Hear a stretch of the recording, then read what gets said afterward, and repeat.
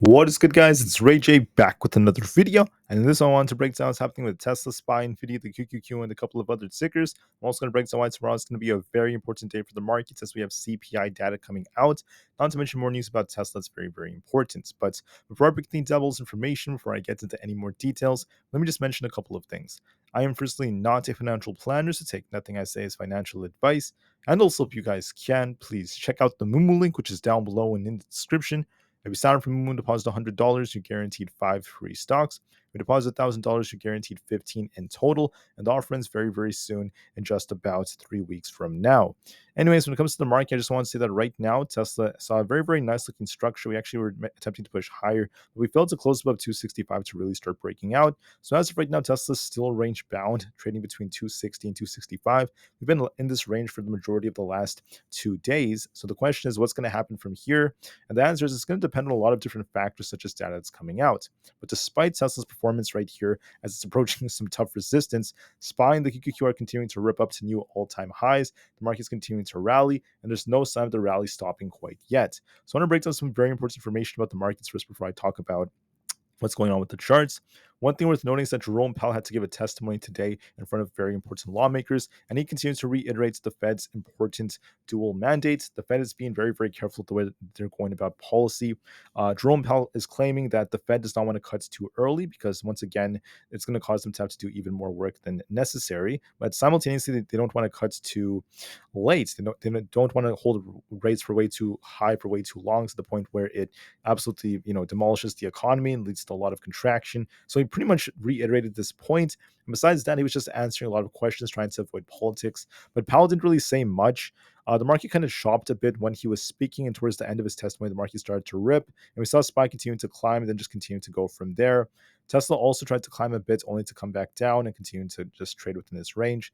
So that's what happened so far to Tesla and the markets. But there's also something else that's going to affect us that's very important for tomorrow, and it's going to be the one and only CPI report. Now, tomorrow is going to be Thursday, July 11th, 2024. Please note that 1 hour before the market opens, we have core CPI and CPI, all that data is coming out. So for core CPI month over month, we're expecting 0.2%. That is once again the same as what we got during the previous report. And then for core CPI year over year, we're expecting 3.4%. That's also the same as what we got during the previous report. So we're expecting core CPI to be essentially the same, but for all items CPI month over month, we're expecting around 0.1%, not to mention 3.1% year over year, once again, for all these different items. So what do I think about this? What is my opinion about this data? Looking at some historical data just notes that CPI has been on a bit of a downtrend for the last couple of months. That doesn't guarantee anything. This is for core CPI. There's a much bigger downtrend overall for that. But CPI for all items has been a lot more sticky. As you guys can see, it's been fluctuating between 3 and 4%, going back and forth and back and forth. The last few months have been more productive, I would say, but it's not really enough for the Fed to start cutting. So we end up seeing from this data will affect the Fed's policies, and we're going to wait and see how things end up looking. I also want to note that when it comes to the data, for the first time, we actually got a zero on the month over month change. That's the 1 month percentage change. Just don't be fooled by this, though, guys. This does not mean that inflation is necessarily just out of the way right now. It's more like we're just waiting for some big changes, and we're also waiting for like more consistent data for the Fed to really look at this more seriously. And simultaneously, you have to remember that just because we're seeing the numbers going down does not mean prices are dropping. This is not a measure of prices, it's a measure of the rate of change of prices. So when this starts going down, this just means that prices are not increasing as fast of a rate. Prices are constantly on an uptrend in our economy. Like if you look back at the 1950s, 1940s, 1960s, prices were way cheaper back then compared to now. So prices are constantly on an uptrend, but the rate at which they're going up is what CPI is measuring, and the Fed wants to bring that down to about 2%. We're once again not really there yet, so that's why the Fed is still being very cautious, but we'll have to see what the data gives us for tomorrow. Now, I have some hints tomorrow. When the data comes out, there's a good chance the data won't be too bad, because when you look at the very important, this is the crude oil futures price relative to CPI, you will see that there's a very, very high correlation between these different metrics. So look at how when crude goes up, CPI also goes up. They come down together, they go up together, down, up, right, back and forth and back and forth. In May, okay, CPI was at 3.25% year over year, and we had all items not all items, oil futures, excuse me, was at 78.59.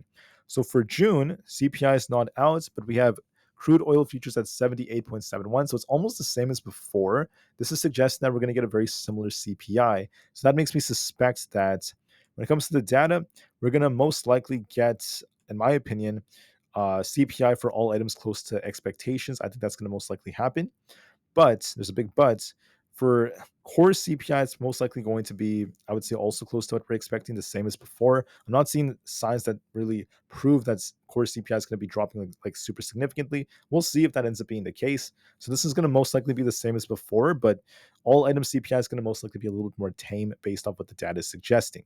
So we'll see if that ends up being the case. As long as the data is aligned with expectations or below that, the market could pump even higher. Now, we also have initial jobless claims coming out, not to mention Bostic giving a speech. The rest of the data is more minor, but CPI is the most important stuff. My data is suggesting that core is going to be close to expectations, kind of like the same as what we got last month. And all item CPI is going to be a little bit below what we got previously, maybe close to what we're expecting right now. That's what I find to be the most likely possibility. For the fear and greed index, this is currently at greed. So greed is making up the majority of sentiment. I did tell everyone that this is going to likely shift because of CPI. It ended up shifting a little bit before that, but that's because right now the anticipation is very positive for CPI. People are very excited, very optimistic for it. Greed is making up momentum right now as we're still holding up above our key moving averages. The puts and call option positioning, this is the ratio for the 5-day average. Remember, it's the 5-day average. This is still dropping because we're continuing to see buyers stepping in. And the VIX is still below its 50 daily moving average, not really doing much. Now, some news about Tesla. I didn't see too many important headlines. I have more in my previous videos, but Tesla's finding buyers in the Chinese state-owned companies after the approval. That's actually good news for them because now this is one of the first times that basically the Chinese government has approved Teslas, which now allows for the Model Y to be made in China as a government vehicle. So that's good news for them, and this is actually giving a lot more growth in China, helping to add to Tesla's edge. On top of this, there's a lot of attention coming to Tesla's energy business as of recently. We're seeing a lot of excitement about how it's another big sector that's going to bring in a lot more revenue and such. I did talk about this in my earlier video, so I'm not going to go into the full details, but this is a good piece of news. And also, we had Goldman Sachs kind of increase their price target of Tesla to about 248. They think Tesla may drop a little bit, get a little pullback. They're kind of implying that. We'll see if that ends up being the case or not. Now, on top of all of this, I just want to call out that we have about 128 million in volume for Tesla. Now, this is above average for the last week, but there's a big but. We're actually decreasing in volume compared to what we saw yesterday and the day before that. So volume for Tesla overall is decreasing just a bit. We'll have to see how that progresses. Short volume is going down just a little bit to about 64.7%. And then also Oppenheimer is giving Tesla performance ratings, and they're going to perform equally with the markets. Others are giving Tesla hold and buy ratings. The price price ratio is still climbing. Tesla's still holding up very strongly, but now we're hitting this plateau, in my opinion, where it's getting a little tougher for Tesla to outperform the market since 265 is a tough resistance. And you guys can, excuse me, you guys can actually see this on our nodes right here. You guys can see right over here, the net volume is kind of like tougher right here. This is where we have this tough resistance. And we have some key support right here at this 260 area. So those are going to be some important levels. Simultaneously, June and July tend to be decent months for Tesla. July is usually not as strong as June, but so far July has been absolutely amazing for Tesla so far. It's a little bit different from what we typically see during years. Also note that we tend to see more green about 48% of the time historically, and we tend to see more volatility on Tesla around 11 o'clock a.m. Eastern Standard Time, and also during the second to last hour of the day, look for more volatility for Tesla during those times. Anyways, that's it for all this data. Let's kind of like shift away from that and now focus on the charts. What do I see for Tesla moving forward? Tesla's been pushing and pushing and pushing, but it's getting more difficult for Tesla to try to break this resistance because the higher we go, the tougher it's getting, and 265 is becoming more stubborn for the stock. If we were to turn super bullish after CPI, just hypothetically, okay, we want to break past 265. If that breaks, we got to close above that, which would open the doors for about 270, then 275. If we're bearish after CPI comes out, Tesla's going to easily come back down to 258, if not lower levels like 255. From a technical standpoint, Tesla's looking like it's kind of struggling to really break 265. So I wouldn't be surprised if we kind of consolidate a bit. That's the most likely possibility. We just trade sideways between 260 and 265. But once again, it depends on CPI. It is possible to get a retest of 265. We'll see if it breaks or not. But I think that there's a good chance that we kind of like, at least technicals are showing kind of like a little dip coming before it tries to rebound. And a lot of sideways price action for now up here. You guys can see how these wicks are forming. We're going back and forth and back and forth. So Tesla looks to me like it's going to dip a little bit in the morning, then try to rebound maybe depending on CPI and just trade within this range for the time being. That's the most likely possibility. But if we manage to break and hold above 265, we could turn a lot more bullish. We're just not ready quite yet. And whether or not this happens depends a lot on CPI. SPY is in its own world, however. This is absolutely bullish. If we break past 562, we're going up to 564 to 565, and eventually all the way up to 568. If we're bearish, we're going to be coming back down to 560. If that fails us, look for 558. The chart, from a technical standpoint, looks more bullish after a very, very bullish day today. It looks like it wants to go to at least 564 or higher from a technical standpoint, but whether or not this happens depends on CPI.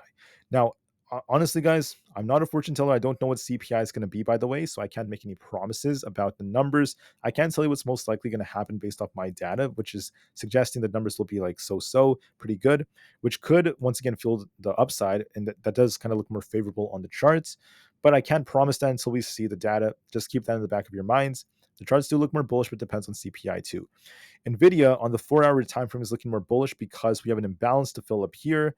We're going to likely be pushing up for 137.5. If that breaks, look for 140 plus. If you reject off 135, we're going to be dipping back down to 130, then 127. That's where our 20 and 50 EMAs happen to be. So we'll see how things end up going. But the trend is very bullish on Nvidia, and this suggests that upside is more favorable for 127.5. We'll see if that ends up being the case. For ES, I know a lot of people are interested in futures. We have basically 5,700 as a potential target. I think we're going to likely go up there if CPI helps us launch higher, if not break that. If we get the rug pull, we're coming back down towards 5638, if not 5600. So the chart looks more bullish. It favors upside for 5700 plus, excuse me, guys. We'll see if that ends up being the case. For Bitcoin is kind of consolidating. We're going to be retesting 58,000. If we reject off 58,000, look for a bigger drop, and then that could be a rejection after CPI for 56,000. If we break 58,000, we're going to be launching back up towards 60,000. We'll see which way we go, but right now with the double bottom, we do favor trying to kind of uptrend from here. So it looks like it wants to bounce and go higher, but this depends on CPI. Technicals do look promising for Bitcoin with the double bottom. We'll see if that ends up being the case. For the QQQ, we look very bullish. This looks like it wants to be going all the way up to about 504, 505, and eventually 510 essentially. So it looks very, very bullish. It looks like it's favoring upside big time for 508 plus and 510. I favor upside more on the QQQ, but just to be safe, we'll watch for confirmation. If we end up rejecting, and we're going to be looking at basically 500 as key support. If that fails us, we're going back down to 495 if CPI is hot. But this chart suggests upside is more probable, and the data does suggest that CPI is going to be decent, so I favor upside a bit more. For Aapl, we're also looking a little bit more bullish with a very, very nice looking uptrend. If we continue to break out, I'm going to be looking for basically 234 plus and higher levels. If we end up losing 230, we're going to be looking for a dip back down to 227. But this chart is looking more bullish for 234 plus. I favor upside for Aapl in my personal opinion. Once again, depending on CPI, but that's what's looking a lot more favorable. So anyways, guys, the market, the majority of stocks I'm going over look bullish, okay? But the problem with Tesla is even though it wants to go higher, the 265 area is very tough. It's very, very stubborn. So it's going to be a little tough for Tesla to break this. That's the reason why we might see some consolidation for some time. That's why it's looking more favorable on the charts. But we got to break and hold above and close above 265 to turn back to bullish and continue to push. It's kind of like Tesla's hitting a really nice peak, and it's becoming a little tough just temporarily, right? Just temporarily. I'm not saying it's going to last forever, just a temporary move. We'll see what CPI causes for Tesla, but that's what I'm seeing for now. And without further ado, I'm going to talk about the rest of my tickers and be kind of quick with this. So try to bear with me. For Palantir, I just want to note that right now, the technicals look very, very bullish for the stock. It looks like it wants to be going up towards about 29.5. If we turn bearish and lose 28, I'm going to be looking for 27.32, then 26.2 as supports. But this is favoring upside for 29 plus as the most likely possibility. We'll see what CPI brings us, but that's looking more favorable. For Supermicro, we have a nice accumulation structure. If we break past 920, we're going to be looking for basically, a nice breakout. If we end up losing 880, look for a dip for 864. This chart looks like it wants to dip and then bounce and then try to get back up to at least 920. That looks more favorable, but we'll see if CPI helps this or not. For Rivian looks like it wants to be going up towards the 17 area to fill this imbalance. If we lose 15.41, if CPI is hot, hypothetically, we're going back down to 14.32. But this chart's favoring upside is a stronger possibility for 17 plus. For SoFi is trying to be pushing up nicely as we have a bullish divergence. This is favoring basically 6.6 plus and eventually 6.8. If we end up losing support at 6.5, we're going to be dipping all the way back down to the lower levels like 6.25. but this chart is favoring it wants to go up towards about 6.6 and 6.8. So if it looks like it wants to bounce for the long term, people are arguing this is very undervalued. You could argue that, but I want to see how the big bank earnings go. This could be a good long term buying opportunity, though, not financial advice. Still looks bullish, though, at least from a technical lens. The IWM Russell 2000, if we end up losing 202, look for 201.75 is the last support. If that fails us, we're going to get a rug pull. And if we turn bullish, you want to be looking for a break of 204. If that breaks, look for 207. This chart is favoring. It wants to go up to 204 and start breaking out higher. It looks more bullish to me with a nice accumulation structure. It looks very bullish, actually. But this depends a lot on the CPI just to be safe. AMD is looking more bullish. If we continue to break out, we're going to be looking for a retest of this wick towards 187. I think we could be testing it in 190 if we turn bullish. And for bearish, we want to see it lose 180 and start dipping all the way down towards, 180 is previous resistance becoming support. If that fails us, we're going down to 175. But this chart's favoring upside for 188 and then 190. Looks more bullish to me. For ARM, we're looking a little bit more bullish. We could be breaking out towards 188, then eventually 190. That looks more favorable. So we'll see if that ends up being the case or not. If you end up losing 184, we're dipping back down to 180, but this chart looks a little bit more bullish. Coinbase is just consolidating between 122 and 222 and then 216. We're kind of stuck in the middle. I'm going to be watching for a reaction after CPI. Otherwise, we're just kind of choppy right now. We're just going back and forth right now. But I'm hoping we get a little balance and try to get back above 222. We'll see if that ends up being the case. So we'll see how things go. Amazon is trying to rebound. We're going to be looking for basically 200 as resistance. If this breaks, look for 202. If we end up losing support at 198, we're going to be dipping down to 196. But with this bullish wedge, this favors upset for 202. Looks a little bit more probable. We'll see if CPI helps this or not. Meta is looking like it wants to rebound towards 537. And then if that breaks, 540 is coming next. If we end up losing support at 528, we're going to be dipping all the way down to 518. The chart looks a little bit more bullish for a nice double bottom, for a nice little push upwards. That looks more favorable in my personal opinion. For Microsoft, we're looking a little bit more bullish. It definitely wants to go up to 468 and 470, favoring upside. We'll see if that ends up being the case. If it loses 462, we turn bearish, but it's favoring upside strongly. Once again, just like other stocks out there. For what else is there? We have Google. If Google breaks out above 193, we're going to be looking for 194, then eventually 195. Looks more bullish to me. If we were to lose 190, look for 187, but this chart's favoring upside. GameStop is just shuffling right now, around 25. We got to break outs to turn back to bullish. We haven't done so yet. We're still kind of consolidating. As long as we hold above 24.74, we could try to bounce higher. If we lose 24.6, we're going to be dipping. So I'll be watching to see if we end up getting a break or not. For AMC, we're just consolidating right now. If we end up losing 5.08, we're going to be dipping back down. If we hold this, we're going to be looking for a rebound. Overall, it's holding up well. It might consolidate, but I think it's going to dip a little bit to 5.08 from a technical standpoint and maybe bounce depending on how it goes from there. So we'll see. Really depends on different factors. For DJT, we're kind of dipping a bit. This looks a little bit weaker on the 4-hour. We have this gap to fill down here towards 27.5. So we'll see if we fill the gap in balance or not. But we're kind of looking weak, rejecting out for 20 EMA. So I'm seeing a little bit of weakness on the 4-hour for DJT. For the VIX, we're kind of stuck in the middle, trading sideways and consolidating. If we break out higher, we're going to be looking for 13.16, but there's no sign of it breaking that. Honestly, guys, it depends on CPI. I can't tell you much about the VIX until we get the big move, but anything can go with the VIX. It's just consolidating right now within a range. There's no sign of it breaking out, though. There's no sign that this is causing a rug pull for the markets. So as of right now, it's favoring the market continuing to push higher, whereas the VIX is looking weak. But we'll see how things shift after CPI. The 10-year treasury yield isn't doing much because it's just consolidating. We'll see how CPI affects us. The dollar index is looking a little bit more bearish, could be dipping a little bit lower. It looks like it might be going down to 104.8, which is favoring upside for the stock market. So with that being said, the majority of stocks are favoring upside, with some exceptions being like Tesla and Coinbase. Tesla could try to go higher, but we have to break some key resistance, which is very tough to break, and the odds favor some consolidation for now.